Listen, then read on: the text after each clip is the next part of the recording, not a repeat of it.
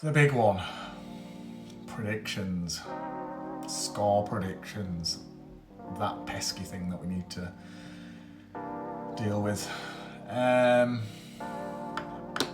Welcome to Dan Talks United. First and foremost, as always, please hit that subscribe button. Please like, please share, because it does help the channel. So, this is the Manchester United versus Chelsea preview. So, as you know, Manchester United have had a mixed start to the season. They're remaining consistent. There's defensive issues, especially when trying to defend in the box with crosses coming in, set pieces. There's that recurring theme after suffering that defeat against City in the last game. It exposed our defensive frailties, but also the frailties within the centre of the park.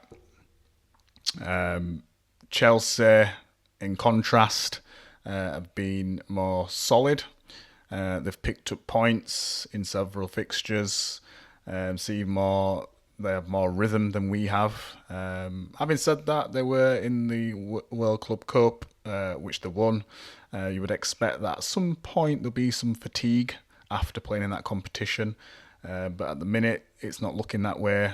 I haven't watched much of them, but I do know that they've had better results than we have. To recap on the last match against City, yes, don't really want to dwell on that too much, but just to go back on what had happened in that game, because I think after you digest it and you've had a few days, a week or so, you can sort of see things in a different way to a certain extent. Obviously, 3-0, 3-0, but we can look at things in a different way.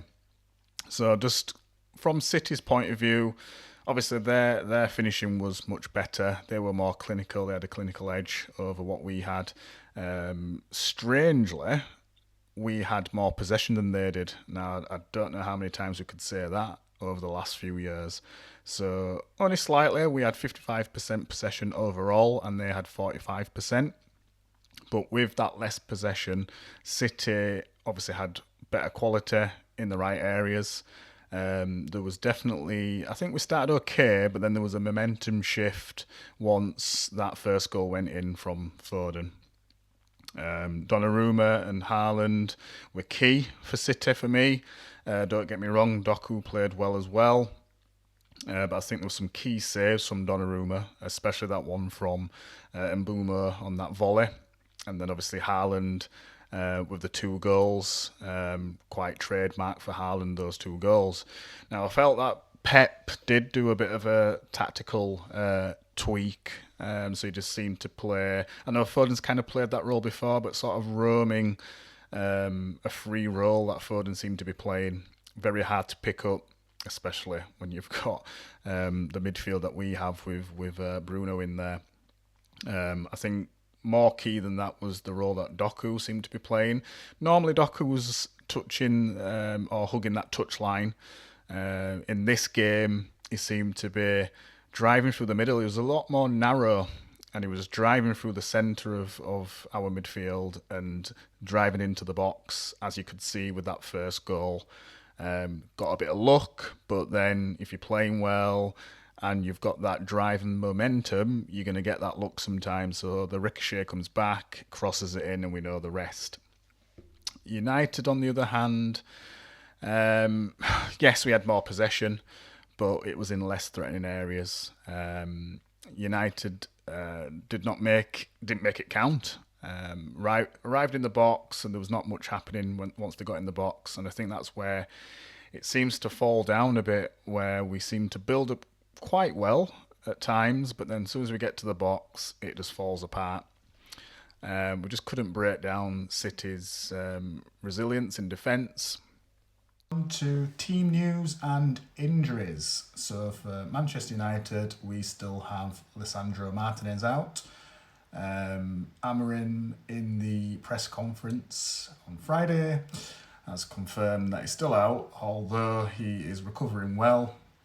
I think he'll be chomping at the bit to come back, but the club are going to take some time with him due to the extent of the injury. As we know, it does feel like he's been injured for ages, doesn't it? The last time he got injured, he was out for a long time as well, so it just doesn't feel like we've had him much. Key player for me, as Amorim said in the press conference, that is very aggressive, and we are missing that aggression.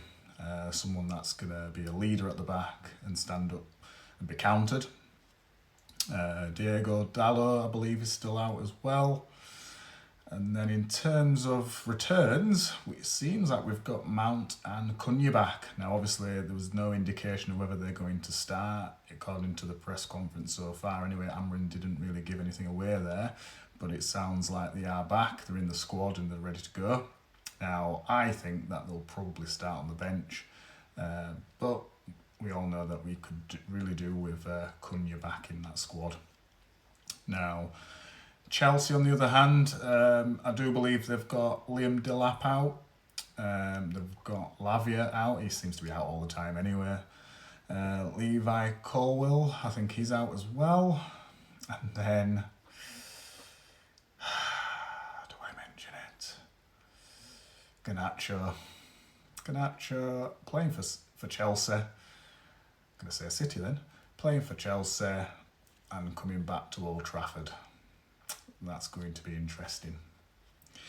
Right, moving on to more of the sort of key battles, tactical side of things and what have you. So I think United, it's going to be very difficult to know what United are going to do in this one.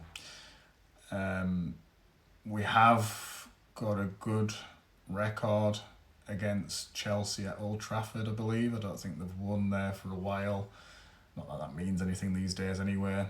But I think I am sick of saying we need to play like we did against Arsenal, blah, blah, blah, blah. I think it's going to be about, for us, it's going to be about some quick transitions, using the pace on the wings, as I said before, trying to do that build up. I wouldn't say patient per se, because I don't want it to be too slow, but I think there's going to be a nervousness there anyway. It's at Old Trafford. We've lost against City. We're not playing particularly well, or the results aren't great, should I say. But I think we just need to look after the ball. If we can have most of the possession, we just need to do something with that possession. I know that's obvious, but we just need to start doing something with the possession. I think playing the same might sound crazy. It's more about playing the same in build-up, but then changing things as we get to the final third. And it's just been a little bit better with the ball, being a bit more creative, and just seeing the runs of the players, and keeping out of each other's way. Again, all sounds basic, but we have to go back to basics. Chelsea, again, I haven't watched much of them this season. I do know they've played well in parts. I do know they're getting results. I just haven't really watched them. I feel that they are going to dominate midfield, because they have Caicedo. They've got Enzo as well, Enzo Fernandez in midfield. I just think they're just much a stronger pair than the pair that we can put together. So even the combinations that we have Meno, Ugarte, that have played together in pre-season. It was okay, but not perfect. We have the most recurring theme is Bruno and Casemiro. Again, doesn't seem to work, especially in defensive actions, more from Bruno's point of view. And obviously because Casemiro can't cover the spaces like he might have been able to when he was at Real Madrid. So I think that's probably where we're going to fail, is the fact that they're going to control midfield, and I do believe a lot of games are won in midfield, especially if you've got a tight game. So that those individual battles, again, Bruno versus Enzo, obviously Enzo's a midfielder, Bruno's not. Casemiro against Caicedo. Again, Caicedo is all over the place, is everywhere. Fitness, control in that midfield, skill, you name it, he's got it all in that midfield area. So it's going to be a difficult battle there for Casemiro and Bruno, who I expect will be in that midfield. Full-backs and the wing play is going to be important as well. So obviously from Chelsea's perspective, they've got a host of options. From our options, again, it's whether Ahmad's going to play wing back, for example, or does he put him as a number 10? Are we going to get the better wing player from Dorgu? It's all dependent on that, and we do need to utilise the width, as I've said before. Utilise our players that are good on the ball, and that's where Cunha comes in. So if he comes back in, he's someone that can drive with the ball and dominate in attack and drive out those spaces. So that would be key. Goalkeepers, I think their goalkeepers probably started okay, but is similar to ours really, just not particularly good. Do we start Senna Lomons, or do we continue with Bayender? That's going to be the question. Obviously, if journalists are to be believed, they feel that Lomons is definitely coming in, or the plan is for him to be number one very soon, so we will see. That sort of head-to-head psychological edge, there is a long-standing rivalry going back to Mourinho's days. I don't think rivalries are the same anymore, though, if I'm honest. I think it's more about the fact that as much as, yes, okay, we've not had a great start to the season, they've had a better start to the season, I think it's going to be more down to, is there a bit of a psychological block for Chelsea because they haven't really won at Old Trafford for a while? Who knows? We will see. The big one. Predictions. Score predictions. That pesky thing that we need to deal with.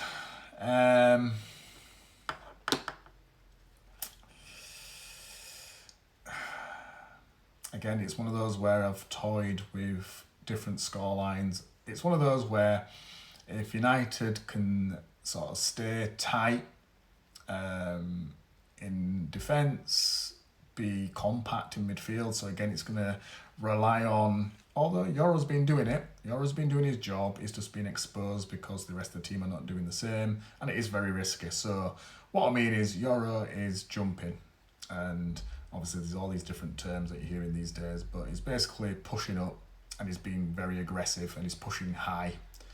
And the reason for that is to give a bit of a numerical advantage or a numerical balance, because often, because we're playing against teams that are playing with more midfielders, often there is that imbalance and we are getting overloaded. So we do need our, because we've got extra centre-back or extra defenders, we need one or two of them to step in to midfield and bridge that gap. And it hasn't worked very well because it looks like Shaw is quite scared to step up. Yoro's stepping up, but Shaw's a bit scared to step up. De Ligt is doing it now and again, he's been very aggressive, but it just needs to be consistent, and that line needs to be higher so that they can join in and help out Bruno and Casemiro. Or if Bruno has gone forward, then Casemiro needs some help because he's on his own and there's a lot of space for him to defend. So again, if we could tighten up, then I could see us either snatching a win or it being a draw. But if I'm brutally honest, I think since at Old Trafford we're going to score. So what I'm going to say is, and it is negative, is Chelsea 2, Manchester United 1. And I'm struggling to be more positive than that because of what's been going on. Now, I appreciate that we've been playing against top sides, and this isn't the start to the season that you'd want, so you wouldn't want to play Arsenal first game. Fulham, that's fine. You wouldn't want to play City so soon either. And then Chelsea's here as well. So isn't great when we're not battling for top four, or we're not a side that's good enough to battle for top four, I don't believe. So it is a difficult start to the season. However, I still think we should have fared better in some of these games, and for that reason, I'm going Chelsea 2, Manchester United 1. Okay, so thank you for watching Dan Talks United. Please subscribe, as I was saying at the start of the video, because it's really important for the channel to grow.